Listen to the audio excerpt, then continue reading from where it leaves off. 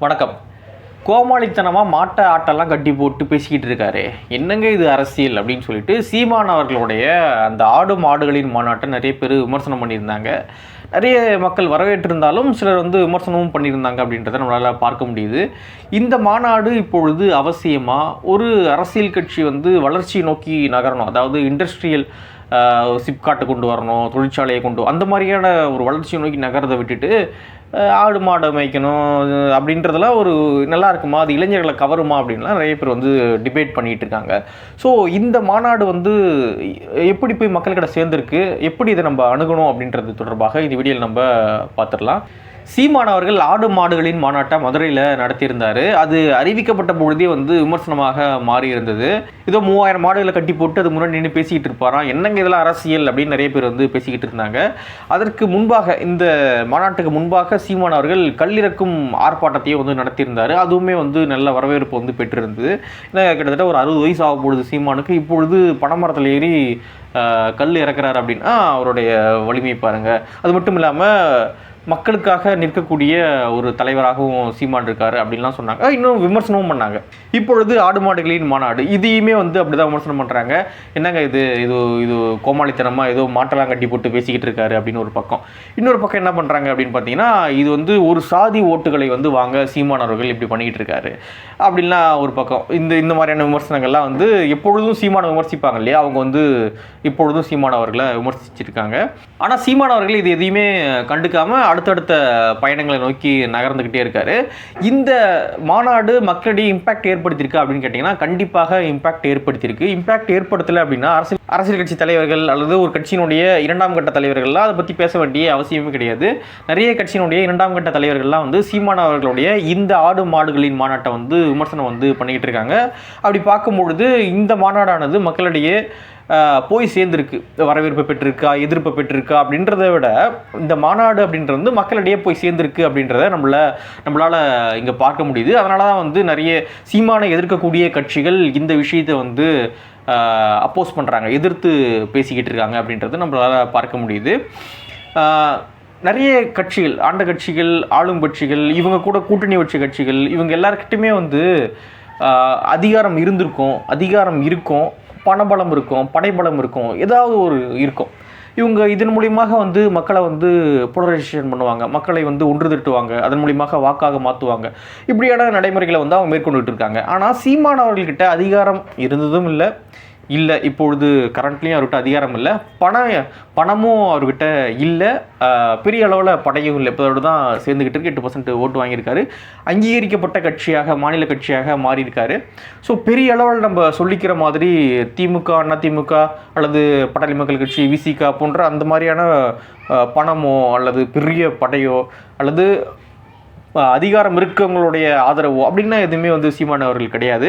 So இப்படி இருக்கும் பொழுது ஒரு அரசியல் கட்சி கவனத்தை ஈர்க்கக்கூடிய நிறைய முன்னெடுப்புகளை எடுத்தாக வேண்டிய தேவையானது இருக்குது. இப்பொழுது எடப்பாடி பழனிசாமி அவர்கள் நடைபயணம் போயிட்டு இருக்காங்க. கோயம்புத்தூரில் தொடங்குறாங்க, இப்பொழுது விழுப்புரத்தில் நடந்துக்கிட்டு இருக்கு. அவங்கக்கிட்ட பணம் இருக்குது, அதனால் பெரிய வண்டியெல்லாம் வச்சு க்ரௌடை கூட்டி ஒரு மாஸ் காட்டி ஒரு கவனத்தை மக்களுடைய கவனத்தை ஈர்க்க முடியுது. ஆனால் காசு இல்லாத, அதிகாரம் இதுவரை கைவராத ஒரு நாம் தமிழர் கட்சி எப்படியான அரசியலை முன்னெடுப்பாங்க? அவங்க இந்த மாதிரியான அரசியலை தான் முன்னெடுப்பாங்க.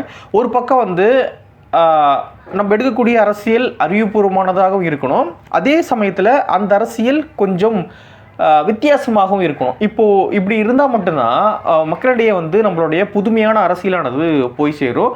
அதன் அடிப்படையில் சீமானவர்கள் இந்த மாதிரியான கல்லிறக்கும் ஆர்ப்பாட்டம், அவரே பனைமரத்தில் ஏறி கல் இருக்கிறது, இன்னொரு பக்கம் ஆடு மாடுகளை கட்டி போட்டு அங்கே பேசுறது, ஸோ இந்த மாதிரியான ஸ்ட்ராட்டஜியை சீமானவர்கள் ரொம்ப அழகாக கையாளுறாரு அப்படின்னு நினைக்கிறேன். ஏன்னா எந்த பணபலமும் அதிகார பலமும் இல்லாத ஒரு கட்சி எப்படி மக்களுடைய கவனத்தை ஈர்க்க முடியும்?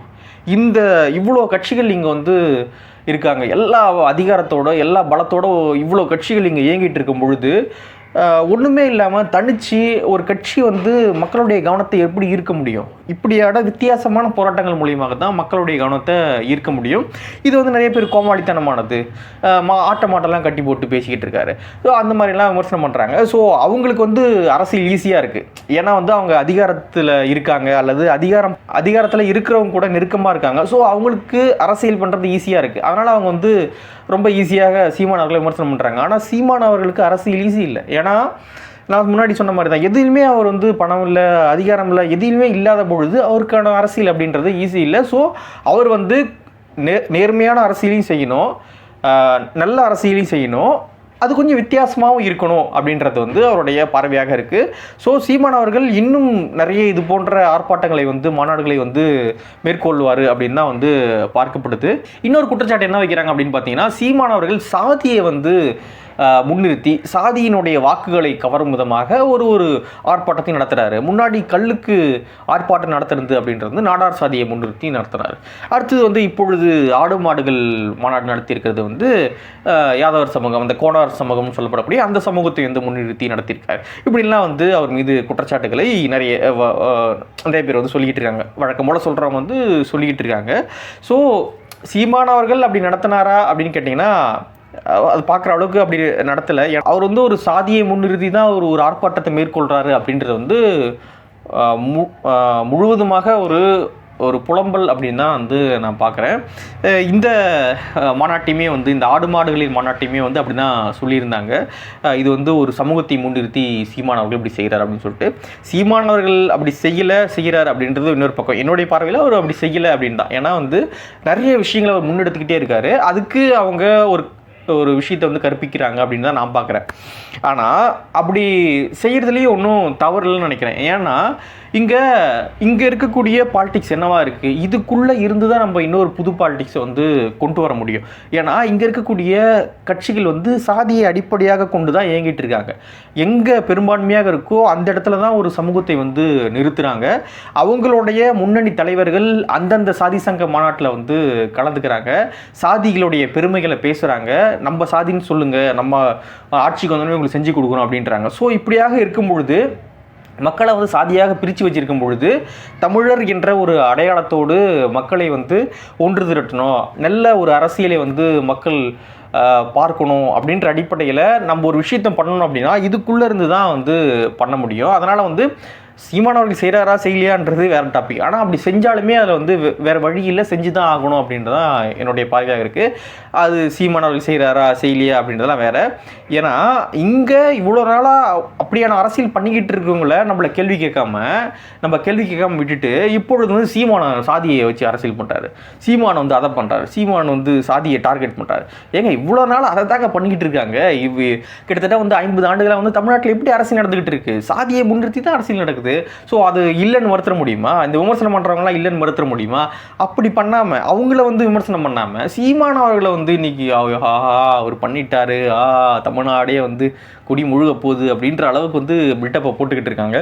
ஸோ என்ன அளவில் வந்து சீமான் அப்படி பண்ணால் கூட வேறு வழி இல்லை அப்படின்னு சொல்கிறேன். ஏன்னா இதுக்குள்ளே இருந்து தான் ஒரு புது பாலிடிக்ஸை வந்து படைக்க முடியும், இதுக்குள்ளே போய் தான் நம்ம இன்னொரு விஷயத்தை வந்து படைக்க முடியும். அப்படின்றதுனால இங்கே இருக்கக்கூடிய சமூக கட்டமைப்புகளை உள்வாங்கி அதில் வந்து ஓரளவுக்கு நம்ம பியூர் பாலிடிக்ஸை கொடுத்து அதிலேருந்து மேலே வரதான் பார்க்கணுமே தவிர்த்து நான் வானத்திலேருந்து குதிச்ச மாதிரி ஒரு அரசியல் பண்ணுவேன் அப்படின்னா வந்து கண்டிப்பாக இங்கே வந்து அது எடுபடாது, அது பண்ணவும் முடியாது. ஏன்னா வந்து மக்கள் வேறொரு மனப்பான்மையில் வேறொரு நிலையில் வந்து இருக்கும்பொழுது நம்ம அந்நியப்பட்ட மாதிரி வேறு ஒரு செயல்களை செஞ்சுட்டு இருந்தால் அது சரி வராது.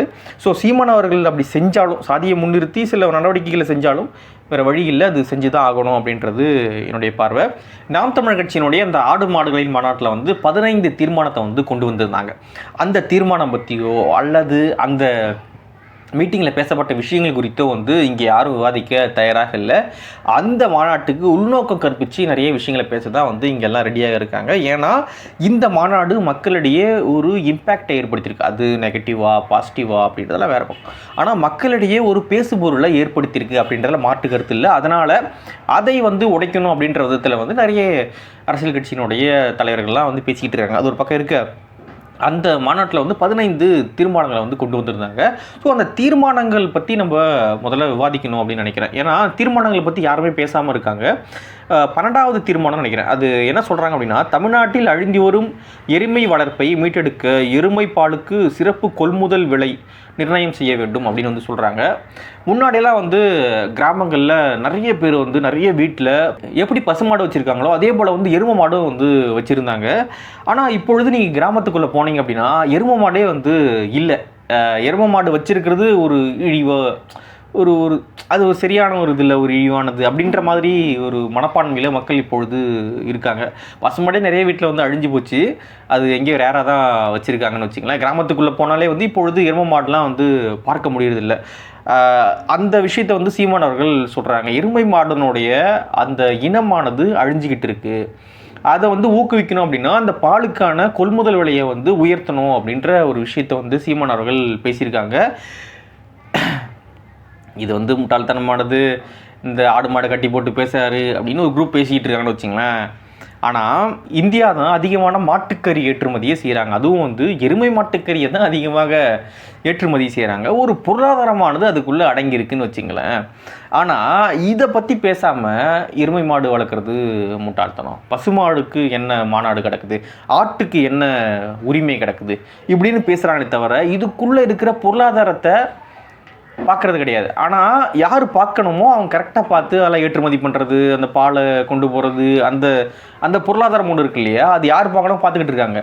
இது வெட்டியாக பேசிக்கிட்டு இருக்காங்க பார்த்தியா. இவங்க என்ன பண்ணுறாங்க, இதுக்குள்ளே இருக்கிற பொருளாதாரம் தெரியறதில்ல, ஒன்றும் தெரியறதில்ல, எதுவும் தெரியாமல் முட்டாள்தனமாக மக்களை மழுங்கடிக்கணும் அப்படின்றதுக்காக இதில் பிற்போக்குத்தனம் இருக்குது, இதில் அது இருக்குது, இது இருக்குது, இது ஒரு சாதி தான் பண்ணணும்னு சொல்கிறாங்க. இங்கே ஆடு மாடு இன்றைக்கி ஒரு சாதி தான் மேய்ச்சிக்கிட்டு இருக்காங்களா? எந்த காலத்தில் இவங்கெல்லாம் வாழ்ந்துக்கிட்டு இருக்காங்க அப்படின்னே நமக்கு தெரியல. அடுத்த தீர்மானத்தை பாருங்கள். கிடை ஆடு மாடுகளின் பாரம்பரிய வலசை பாதைகளை ஆவணப்படுத்தி அங்கீகரிக்க வேண்டும் அப்படின்னு ஒரு தீர்மானத்தை வந்து கொண்டு வந்திருக்காங்க. யானைகளுக்கு தான் வலசை பாதை இருக்குது அப்படின்னு நான் நினச்சிக்கிட்டு இருக்கேன்னு வச்சுங்களேன். நிறைய பேர் கூட தெரியாமல் இருந்திருக்கலாம். கிடை ஆடு மாடுகளுக்கும் ஒரு வலசை பாதை இருக்குது அப்படின்றது வந்து இந்த தீர்மானத்தை படிக்கும்பொழுது எனக்கு ஆச்சரியமாக இருந்தது. ஸோ அதை மீட்கணும் அப்படின்னு வந்து சொல்லியிருக்காரு. இங்கே யானை போகிற வலசை பாதையே மீட்க முடியல சீமான் அவர்கள். இப்படி அவர் கோரிக்கை வச்சுருக்காருன்னு வச்சுங்களேன். இப்படி நிறைய 15 தீர்மானங்களை இப்படியாக கொண்டு வந்திருக்காங்க. ஸோ நிறைய அறிவுபூர்வமான கோரிக்கைகளை முன்வைத்து இந்த மாநாடானது நடந்திருக்கு. ஆனால் இந்த மாநாட்டினுடைய தீர்மானங்களோ அல்லது மாநாட்டினுடைய நோக்கத்தையோ பேச இங்கே ஆள் இல்லாமல் அந்த மாநாட்டை வந்து விமர்சிக்க வரிந்து கட்டிக்கிட்டு வந்துக்கிட்டு இருக்காங்க அப்படின்னு தான் சமூக வலைதளங்களை பார்க்கும்பொழுது தெரியுது. அண்ணாமலை அவர்களுமே வந்து இந்த மாநாட்டை பற்றி பேசியிருந்தார். அவர் ரொம்ப டீப்பாக பேசல, டக்குன்னு அப்படி போகிற போக்கில் ஒரு மாதிரி பேசிட்டு போகிறாரு. திடீர்னு சில தலைவர்கள்லாம் வந்து பனைமரம் ஏறுறாங்க, ஆடு மாடுகள் முன்னாடி நின்று பேசிக்கிட்டு இருக்காங்க.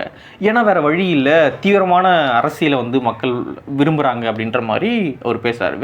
வேறு வழி இல்லை அப்படின்னு சொல்கிறார். இதுதான் நான் முன்னாடியும் சொல்லியிருந்தேன். நல்ல விதமான அரசியலை இங்கே முன்னெடுக்கணும், அது கொஞ்சம் வித்தியாசமாகவும் இருக்கணும். வேறு வழி இல்லை, இப்படியான அரசியலை தான் வந்து முன்னெடுக்க வேண்டியது இருக்குது. ஏன்னா கல்லுக்கு பின்னாடி இருக்கிற அந்த பொருளாதாரம், இந்த பனைக்கு பின்னாடி இருக்க பொருளாதாரத்தை வந்து நம்ம சும்மா அப்படியே பேசினா வந்து மக்கள் அதை விரும்ப மாட்டாங்க. என்ன அது பேஜி போர் அடிக்குது அப்படின்ட்டு போயிடுவாங்க வச்சுங்களேன்.